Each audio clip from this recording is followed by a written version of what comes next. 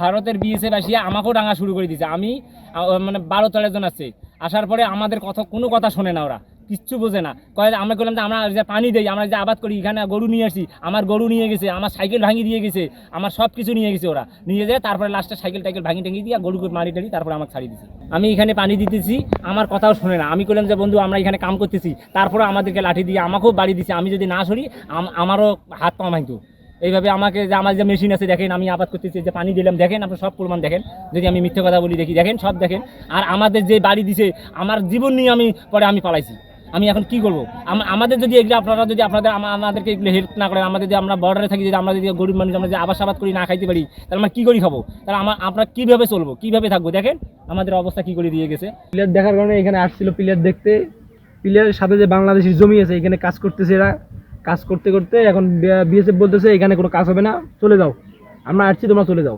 তখন বাংলাদেশি কিছু আমাদের মতন ছেলে আসলো, আসিয়ে বললো যে দাদা কেন আমাদের জমিতে আমরা কাজ করব, তোমরা কেন গালি দিচ্ছ?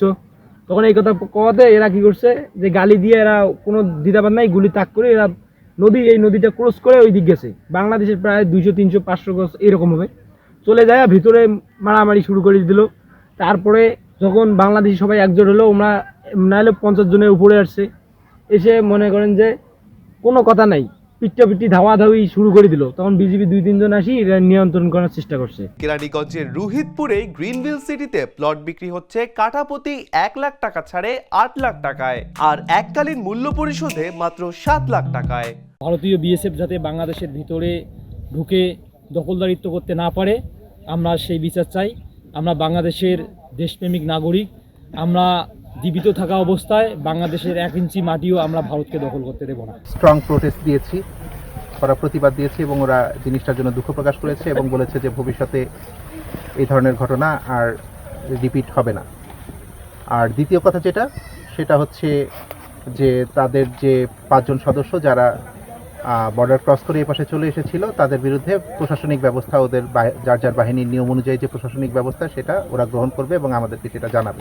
বিএসএফ এর যে বর্তমানে যে ভারপ্রাপ্ত কমান্ডেন্ট মিস্টার অমিত কুমার, উনি হাজির ছিল। এছাড়াও ওদের যে কোম্পানি কমান্ডার ছিল একজন খালিজা হাসেন, সে হাজির ছিল। ওরা ওদের যে টিম সেটা নিয়ে এসেছিল 10 জনের মতো, আমাদের এখানে 15 জনের মতো ছিল। আমাদের বাংলাদেশ বঞ্চিছে, আমরা দাঁড়াইতেছি, সবাই একজোট থাকবো, সবাই আসি দাঁড়াইতে। ভারত প্রথমেই আর এই খতরনাক বাহিনী দিয়ে বাংলাদেশের 1 ইঞ্চি মাটি দখল করতে না পারে। সবাইকে বাংলাদেশের সীমান্তবর্তীতে যারা বসবাস করে সবাইকে সংগঠিত হওয়ার জন্য সবাইকে এক হতে হবে।